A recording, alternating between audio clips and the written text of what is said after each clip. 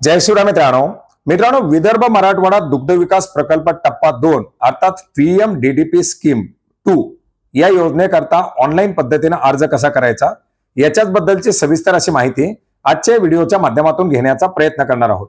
मित्रांनो, यापूर्वीच आपण ही योजना राबवण्यासाठी देण्यात आलेली मंजुरी याचे अर्ज सुरू झाल्याबद्दलचा अपडेट घेतलेला होता आणि बऱ्याच साऱ्या मित्रांच्या माध्यमातून या योजनेकरता ऑनलाईन पद्धतीने अर्ज कसा करायचा याच्याबद्दल विचारणा केलेली होती। मित्रांनो, याच्यासाठी पीएमडीडीपीचं एक पोर्टल तयार करण्यात आलेले आणि याच पोर्टलवरती तुम्हाला तुमची नोंदणी अर्ज करावा लागणार आहे।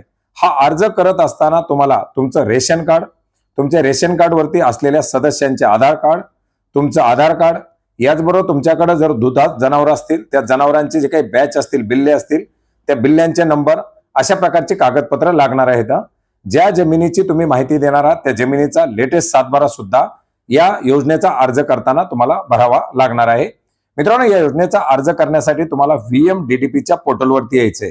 या पोर्टलची डायरेक्टली लिंक तुम्हाला या व्हिडिओच्या डिस्क्रिप्शन बॉक्समध्ये सुद्धा देण्यात आलेली आहे। मित्रांनो, या पोर्टलवरती आल्यानंतर आपण पाहू शकता 19 जिल्हे, तालुके, गावाची संख्या, याच्या अंतर्गत केलेले सध्याचे अर्ज, मंजूर अर्ज, अशा प्रकारची माहिती दाखवलेली आहे। ही योजना कशा प्रकारे राबवली जाते, उद्दिष्ट काय येतं, वैशिष्ट्य काय आहेत, याच्या अंतर्गत कोणते कोणते घटक समाविष्ट करण्यात आलेले आहेत, ही सर्व माहिती या पोर्टलवरती देण्यात आलेली आहे। आणि याच पोर्टलवरती एक ऑप्शन देण्यात आलेली आहे, अर्ज नोंदणी करा। या योजनेच्या नोंदणीसाठी क्लिक केल्यानंतर आपल्याला काही मूलभूत माहिती विचारली जाईल, ज्याच्यामध्ये शेतकऱ्याचं अर्थात त्या पशुपालकाचं पूर्ण नाव, आधारनुसार असलेलं पूर्ण नाव द्यायचे, पहिलं नाव, मधलं नाव, आडनाव, याच्यानंतर लिंग, स्त्री पुरुष जे काही असेल ते त्या ठिकाणी द्यायचे। याच्यानंतर SC ST आणि ओपन जो प्रवर्ग असेल तो निवडायचा आहे, मोबाईल नंबर एंटर करायचा आहे, आधार नंबर द्यायचा आहे, जो लाभार्थी असेल ज्याच्या नावावरती अर्ज करत आहात त्याचा आधार नंबर एंटर करायचा आहे, ते आधार आपल्याला याच्यामध्ये अपलोड करायचे आहे। आधारची जी कॉपी असेल ती JPG फाईल आपल्याला याच्यामध्ये अपलोड करायची आहे, फक्त JPG फाईलच याच्यामध्ये अपलोड करता येतात। याच्यानंतर रेशन कार्डवरील जे काही लाभार्थी असतील, इतर जे काही कुटुंबीय असतील सदस्य, त्यांची संख्या 1 2 3 4 जी काही असेल ती त्या ठिकाणी द्यायची आहे। 5 असेल तर 4 ज्या सदस्य असतील त्यांची नावं द्यावी लागतील। याच्यानंतर रेशन कार्डचं पहिलं पेज आणि रेशन कार्डचं शेवटचं पेज असे 2 पेज याच्यामध्ये आपल्याला अपलोड करायचे आणि याची सुद्धा JPG फाईल असणं आवश्यक असणार आहे, फोटोकॉपी याच्या लागणार आहे। याच्यानंतर जे काही सदस्य असतील कुटुंबातील, या सदस्यांचे आधार कार्ड नंबर या ठिकाणी एंटर करायचे। आता 5 आपण संख्या दिली आहे तर 4 सदस्यांचे आधार याच्यामध्ये आपल्याला एंटर करावे लागतील। प्रत्येक सदस्याचा आधार नंबर एंटर करायचा आहे। त्याच्यानंतर आपला जो जिल्हा असेल तो जिल्हा निवडायचा आहे। जिल्हा निवडल्यानंतर त्या जिल्ह्यातील तालुके दाखवले जातील। याच्यामध्ये 19 जिल्हे, 192 तालुके आणि त्याच्या अंतर्गत असलेले 24,000पेक्षा जास्त गाव आहेत। तर जिल्हा, तालुका आणि आपलं गाव निवडायचे। हे निवडल्यानंतर आपल्याला पुढे जाऊ नावाची एक ऑप्शन दिलेली आहे, पुढे जावरती क्लिक करायचे। पुढे जावरती क्लिक केल्यानंतर पात्रतेच्या संबंधातील माहिती द्यायची, दुधाळ जनावरांची संख्या। आता दुधाळ जनावरांची याच्यामध्ये आपण जास्तीत जास्त 5 संख्या टाकू शकता। आपल्याकडे 10 असतील तरी आपण याच्यामध्ये 5 एंटर करू शकता। याच्यामध्ये दुधाळ जनावरांची संख्या टाकल्यानंतर त्या दुधाळ जनावरांचे किंवा जे काही कालवड असतील त्यांचे बिल्ले आपल्याला द्यावे लागतील। आता दुधाळ जनावर असेल, बिल्ला नंबर टाकून व्हेरीफाय केल्याबरोबर त्या जनावराच्या मालकाचं नाव, त्या जनावराचा आधार नंबर, त्या जनावराचं कुठल्या टाईपचं जनावर आहे, दुधावरले का, हे आपल्याला या ठिकाणी सर्व दाखवलं जाईल।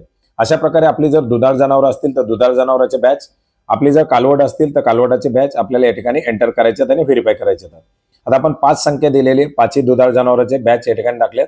याच्यामध्ये आपली एक कालवड आहे, आपण पाहू शकता दुधाच्या संदर्भातील माहिती नो दाखवले किंवा NA दाखवले, अर्थात ते कालवड आहे। त्याच्यानंतर पुढे दूध या ठिकाणी आपण देतो त्या डेअरीचं नाव, त्या दुधाची जी आपली पावती असेल ती पावती, त्याच्यानंतर आपल्या जमिनीचा सातबारा नंबर, त्याच्यानंतर त्याच्यावरती किती क्षेत्र आहे, याच्यानंतर ते आपल्याला शेतकऱ्याचा जो काही PR कोड असेल जो आपल्या दुधाच्या पावतीवरती तो एक द्यायचा आहे आणि आपला त्या जमिनीचा सातबारा JPG स्वरूपामध्ये जी फाईल असेल ती फाईल टाकायची। आता याच्यानंतर पुढे काय माहिती विचारलेली आहे की तुमच्याकडे सिंचनाचं साधन आहे का, तर सिंचनाची सुविधा असेल सिंचनाची सुविधा, विजेची उपलब्धता असेल तर विजेची उपलब्धता द्यायची आहे। शेतकऱ्याचा जो कोड असेल तो आपल्याला आपल्या दुधाच्या बिलावरती, दुधाच्या पावतीवरती मिळतो, तो शेतकरी PR कोड या ठिकाणी द्यायचा आहे। पुढे आपल्याला द्यायची ती माहिती म्हणजे घटकाच्या संदर्भातील। आता याच्यात पाहू शकता आपण 9 घटक आहेत। एक तर तुमचा सायलेजचा पुरवठा, मुरघासाचा पुरवठा, त्याच्यानंतर चारा बियाणं, त्याच्यामध्ये आतमध्ये वेगवेगळे प्रकारे दुधाळ जनावरं, याच्यानंतर चाप कटर, त्याच्यानंतर गर्भवती गायासाठीचं खाद्य, SNF वर्धक, प्रजनन फीड, प्रशिक्षण, अशा वेगवेगळ्या बाबी याच्या अंतर्गत समाविष्ट येतात। तर याच्यातल्या ज्या बाबीला आपल्याला अर्ज करायचा ती बाब आपल्याला निवडायची। आता आपल्याला सायलेजचा पुरवठा असेल, सायलेजचा पुरवठा आपण या ठिकाणी निवडू शकता. बियाण्यामध्ये जर आपण बियाण्याची बाब निवडली तर बियाण्याच्या अंतर्गत तुम्हाला मग मकाचं बियाणं पाहिजे का, ते किती किलोच्या पॅकेज मधलं आहे, ज्वारीचं बियाणं पाहिजे का, ते किती किलो पॅकेज मधलं आहे, हे सगळं त्या ठिकाणी विचारलं जाईल. आता आपण चारा बियाण्यामध्ये पाहू शकता वेगवेगळ्या प्रकारचे चारा बियाणे आणि त्याच्यानंतर क्वांटिटी अशा वेगवेगळे ऑप्शन आहेत. आता याच्यामध्ये हेक्टरी 6,000 रुपये या मर्यादेमध्ये त्या बियाण्यासाठीचं अनुदान दिलं जातं. त्या मर्यादेमध्ये आपण हे बियाणं खरेदी करू शकता. आता जे आपण निवडू किंवा जेवढी क्वांटिटी देऊ त्या प्रमाणामध्ये ते पुढे अनुदान आपल्याला मंजूर केलं जाणार आहे. दुधाळ जनावरांची जर आपण बाब निवडली तर दुधाळ जनावरांमध्ये काय पाहिजे, देशी गाय पाहिजे की जर्सी आहे किंवा त्याच्यामध्ये म्हशीसाठी आहे, तो प्रकार पण आपल्याला या ठिकाणी निवडायचा आहे. याच्यानंतर पुढे प्रजनन फीड असेल तर प्रजनन फीड आपण घेऊ शकता, SNF वर्धक घेऊ शकता. आपल्याला ज्या बाबी आता समजा कालवड असेल, गाभण कालवड असतील तर त्याच्या संदर्भातील गर्भवती गायीच्या संदर्भातील लागणारं खाद्य आपण निवडू शकता. आणि आपण या सर्व बाबी निवडल्यानंतर पुढे जावरती क्लिक करून आपण हा अर्ज करू इच्छिता अशा प्रकारे आपल्याला सहमती द्यायची. याच्यानंतर आपल्याला महत्त्वाची अशी माहिती जोडायची ती म्हणजे बँकेचा तपशील. याच्यामध्ये आधार संलग्न जी बँक खातं असेल ते आपल्याला जोडायचे. बँक खात्याचं धारकाचं नाव, खाते नंबर, तोच खाते नंबर पुन्हा एकदा टाकायचा आहे. IFSC कोड आपल्या बँकेचा जो असेल तो अगदी योग्य असा IFSC कोड याच्यामध्ये टाकायचा आहे. IFSC कोड टाकल्याबरोबर बँकेचं जे नाव असेल, जी ब्रँच असेल ते ऑटोमॅटिक त्या ठिकाणी सिलेक्ट करून घेतली जाणार आहे. आणि सर्व माहिती टाकल्यानंतर आपल्याला पुढे जावरती क्लिक करायचं आहे. पुढे जावरती क्लिक केल्यानंतर आपण जो काही अर्ज भरलेला आहे तो अर्ज आपल्याला या ठिकाणी दाखवला जाणार आहे. कौटुंबिक माहिती, वैयक्तिक माहिती, पात्रतेचे निकष, त्याच्यानंतर जे काही जनावरांच्या संदर्भातील माहिती, आपण कोणत्या कोणत्या बाबीसाठी अर्ज करणार आहोत, त्या घटकाचा तपशील, ही सगळी माहिती आपल्याला त्या अर्जाचा सबमिट करण्यापूर्वी या ठिकाणी दाखवली जाईल. माहिती बरोबर आहे का तपासायची. याच्यामध्ये काही बदल करायचा असेल तर आपण या ठिकाणी परत येऊन बदल करू शकता. आणि जर बरोबर असेल तर एक स्वयं घोषणा, आपण दिलेली माहिती बरोबर आहे, माहिती चुकीची आढळल्यास आपण कारवाईस पात्र राहू. आणि याच्यानंतर आपल्याला अर्ज सबमिट करायचा आहे. आता अर्ज सबमिट वरती क्लिक केल्याबरोबर आपला हा अर्ज सबमिट होणार आहे.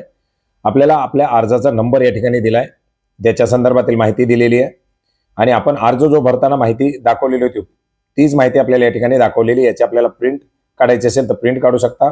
हा PDF स्वरूपामध्ये ठेवायचा असेल PDF स्वरूपावर ठेवू शकता.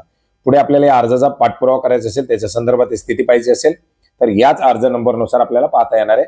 आणि ताबडतोब शेतकऱ्यांना त्या मोबाईल नंबरवरती, जो मोबाईल नंबर दिलेला आहे त्याच्यावरती एक मेसेज देखील पाठवला जाईल, मेसेजद्वारे कळवलं जाईल. अशा प्रकारे या योजनेच्या अंतर्गत तुम्ही हा ऑनलाईन पद्धतीने अर्ज सादर करू शकता.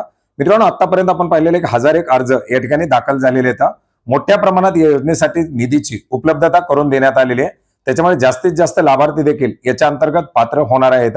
अतिशय महत्वाची असणारी ही 19 जिल्ह्यात राबवली जाणारी योजना, कोणते कोणते जिल्हे, कोणत्या कोणत्या तालुक्यामध्ये कोणती कोणती गावं याच्या अंतर्गत राबवली जातात याच्याबद्दल आपण यापूर्वी सुद्धा माहिती घेतलेली आहे. पोर्टलवरती सुद्धा तुम्ही ती अर्ज करताना किंवा सेपरेटली गावं पाहू शकता. आणि याच्या अंतर्गत आपलं जर गाव असेल तर या महत्वाच्या अशा योजनेकरता अर्ज करू शकता. धन्यवाद.